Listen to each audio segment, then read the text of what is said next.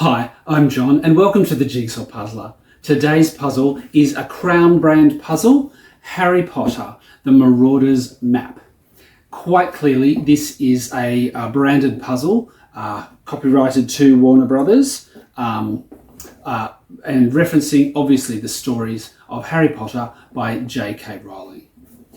For those of you who are a little bit unfamiliar with the stories, if you are, the characters in the story get hold of an object, a magical object called the Marauders map.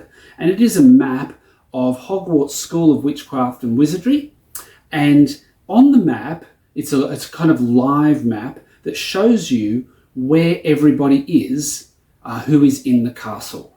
So the kids can use it to sneak around and avoid certain people or go down certain passages that they know that there's nobody there, and sneak around at night and get up to all sorts of mischief. It would be an ideal wishful thinking kind of device that many kids, I think, would love to have. Okay, so I'm going to talk about the quality of the puzzle. We're going to have a bit of a tour around the image. It's a pretty straightforward image, but nonetheless, we need to have a bit of a closer look at it. And then my strategies for doing this puzzle. When I opened the box, inside the puzzle is a small poster of the finished image. The complete image is also quite small, but on the back of the box, but not on the front. The front has only got the main central motif as it is there in the middle part of the puzzle. The quality of this puzzle is not so good. The pieces are quite a loose fit. It is ribbon cut with the normal standard piece shapes, a variety of piece shapes. But the pieces are quite thin and they hold together very, very loosely, which means if you do a section outside the puzzle or in the wrong spot, you can't just lift it up and move it into place. You have to slide it around or pick it up partly and it'll fall apart and then just reconstruct it in place. Not a fan of the quality of this puzzle at all. I picked this one up secondhand from an op shop, and it's one of the more expensive ones that I've ever bought at an op shop. I think it was $11 Australian, which seems to me a little bit high for a secondhand puzzle. However, it is complete, thankfully, and it's not a bad puzzle to do at all. There's a fair bit of challenge in it, and I can tell that it's the sort of puzzle that a lot of people would look at and go, no, that's going to be way too difficult. And I understand what you mean by that. If we look at the image itself, it contains 5 panels.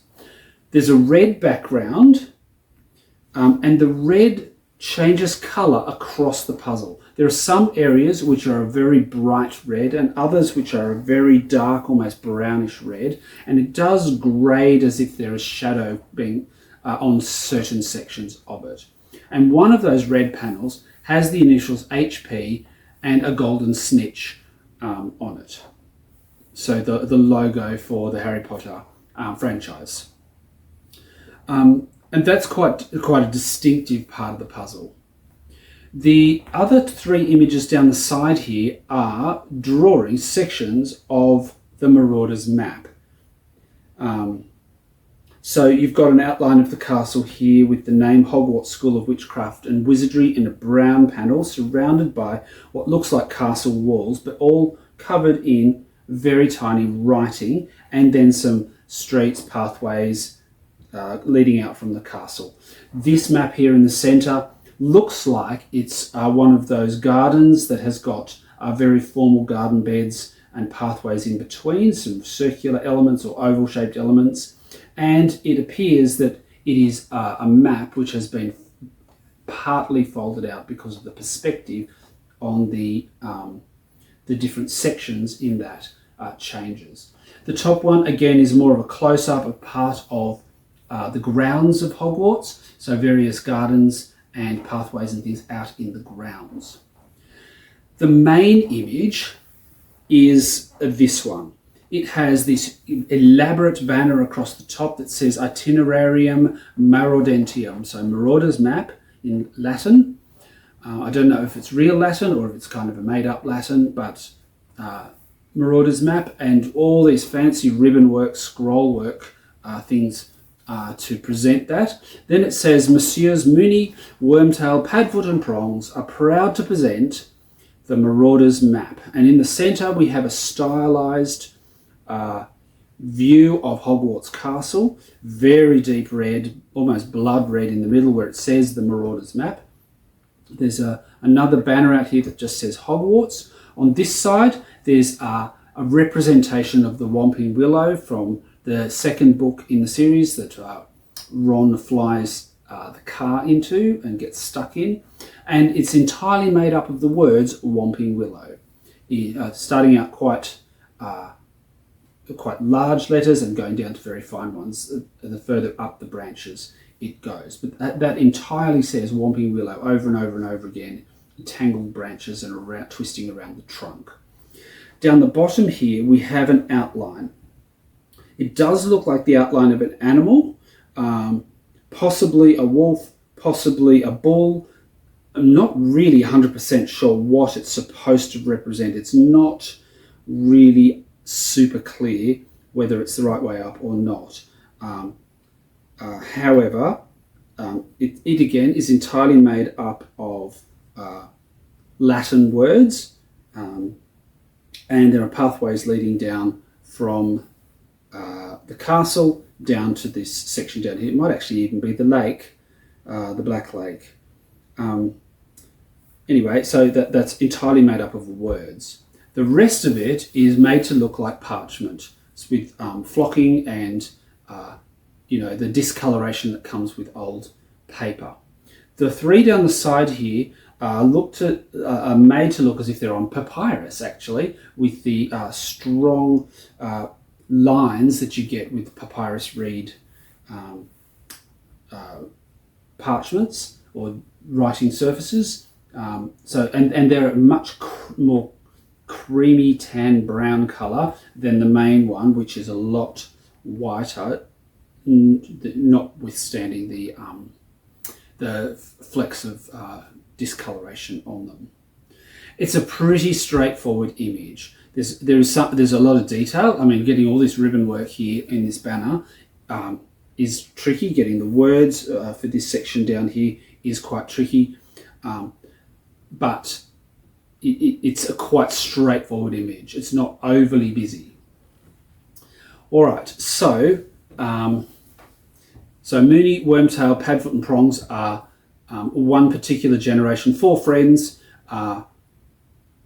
and Prongs there is Harry's dad, James, and Wormtail, Mooney and Padfoot are his 3 friends. But that's not their real names, that's their nicknames. All right, so that's a tour around the image. It's a bit about the quality. Now, how did I tackle this puzzle? I pulled out all the edge pieces first, and I pulled out all the red pieces. So obviously all the edge is red, but anything that was not red, so I pulled out anything that was red, this sort of bright red with the HP logo on it and the golden snitch, I put that in a pile. The centre of the castle here, where it's more of blood red with the words the Marauder's map, and I pulled those out. After a while I also started pulling out the words Messieurs Mooney, Wormtail, Padfoot and Prongs are proud to present, because that is in a very red coloured writing, whereas the other writing is predominantly black. There are some little bits of red there, but predominantly black. So I pulled those out, and what I did was I started with the middle of the puzzle. I started with this Marauder's map and the HP logo. I think I did that first, and the little brown box here that says Hogwarts School of Witchcraft and Wizardry. That's really distinctive. It's the only patch of that colour on the whole puzzle, and that came together as I was doing a full flip. I just pulled those out and put them together. So I had those 3 sections, and then what I did was I started to work on the edges of these bits at the side here and build an edge, top, bottom and the 2 sides. I started with the bottom partly because there is the copyright statement, the trademarking from Warner Brothers, and all of those letters came out. I just pulled those out because, it's got writing and it fits together, half a dozen pieces, and you're there. And so I just started building on that to make the edge of the bottom. A warning with this puzzle though, there are a lot of false fits, so you can put pieces in the wrong spot really, really easily. And you only discover it when you go to try to put pieces in that are joined to others and they don't quite fit, so you have to move things around a bit. And the same with the edge. There were times when I got bits of the edge in the wrong order, or there were not enough edge pieces, and there was a bit that I didn't know what to do with, so I had to work out where the mistake was and undo it and put it in the right order. And that happened all over the puzzle, not just with the edge. Lots of false fits in this one, despite the really non-uniform shapes. Even though they're the standard puzzle shapes, they aren't all exactly the same. There are differences in sizes and outline. So I did the edge here, I did the side edge here, I did the top, and then this side last, the long edge down here. And it did take a little while to put those together. Then I'd already done the HP with the red, and so it joined on straight away. So I had the red outline and this block here. Then what I did was I took the rest of the red and built the inside part here and here and here. And that created the borders for these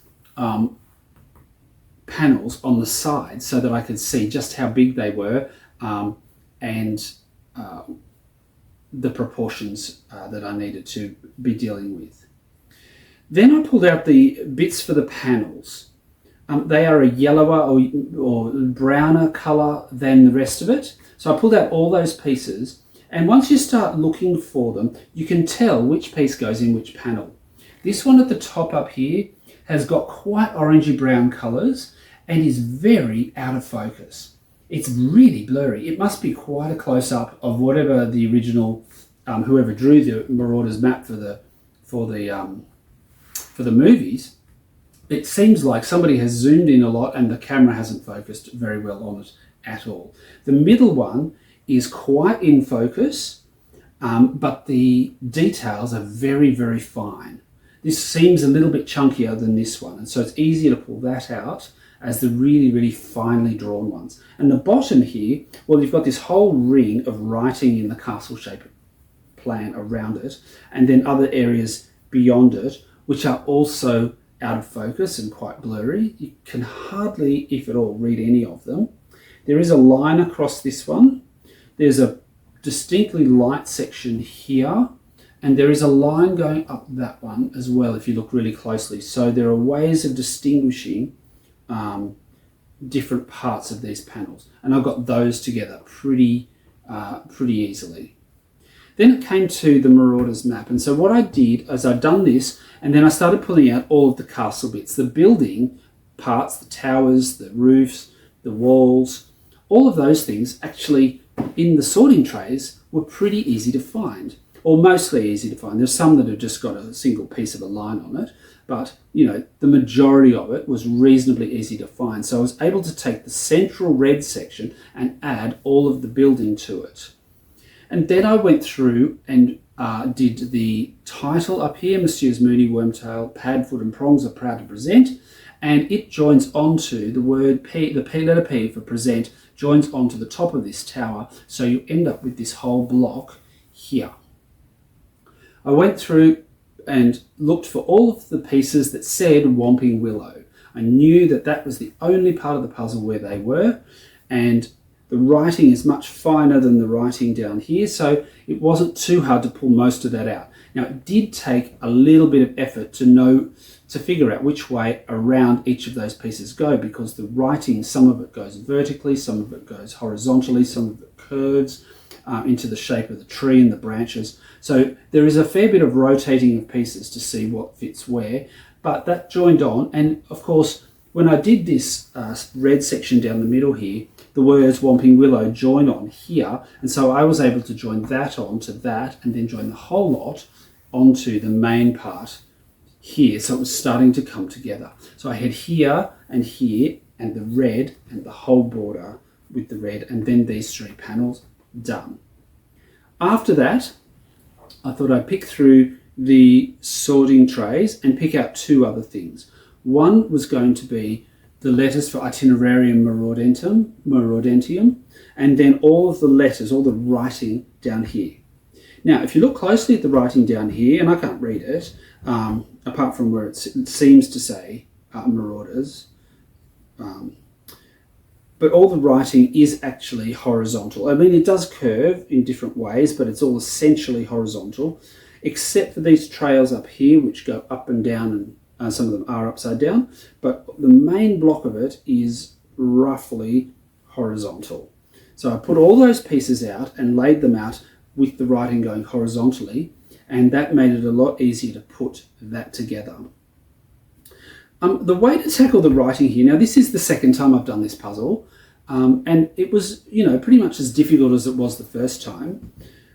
But I figured out to do this bottom section here, if you look for the pieces that seem to have writing and then nothing beside it, so what we're essentially looking for is the edge of this shape that the writing makes. So we're looking for bits which have the writing, the last line of the writing or the edge of the writing, and then the blank space beside it.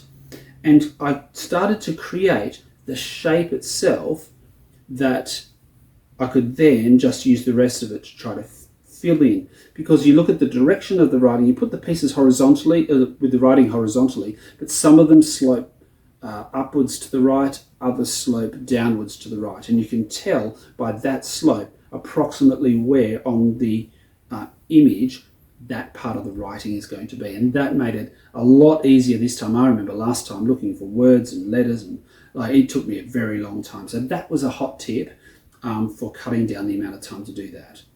Took longer to piece these little single line trail together to work out which part went where, because there are three. There's this one long winding trail from down here up to the castle, and then two little bits that branch off, and this one here. That took longer to do, I reckon, to figure out which way around all those were. Then itinerarium maraudentium. Of course, the words came together really easily. Words often do. And then it took a long time, I don't know how long, and it was going piece by piece, looking for shapes about how to put this beautiful and elaborate scroll work together, because a piece could go on either side, it could go up sideways, upside down, because of the way it curls and twists around on each other or on itself. Really tricky piece of scroll work there to put together. But obviously, you chip away at it a piece at a time, and as you get, the more pieces you get in, the fewer options there are for where the rest of them are to go. So it does speed up as you go along. And then once I had all of that done, I was left with some blank space. There's a chunk of it here coming right down here. There's a fair chunk of it over here, and there are a few pieces scattered around in the middle. I picked out every piece that had even the slightest hint of colour on it, as if it was a detail from the castle or a letter from the writing or something from the scrolls, and went around and pieced all of those in, because I knew that I had a little chip of something that had to go somewhere, and once I found it, that meant that some of the background got done at the same time. But I was left with these sections, and then it really was a matter of going around. I did shape sorting in my puzzle trays, and I really did go piece by piece, shape by shape across all of that, and that was time consuming, there's no doubt about it. It is quite a satisfying puzzle to do. It is challenging. Not as hard as some of the ones that I've done recently, but I'm not going to lie, this isn't an easy puzzle. But if you like Harry Potter, if you like popular culture, if you just like a bit of a challenge, then this is actually not a bad puzzle to do, except for the quality of the pieces. That was a bit of a letdown. So there you have it, Harry Potter, the Marauders map. We're going to have a time lapse. If you'd like to click like and subscribe and share my channel with your puzzling friends, that I'd be very grateful for that. On with the time lapse, and thank you for watching.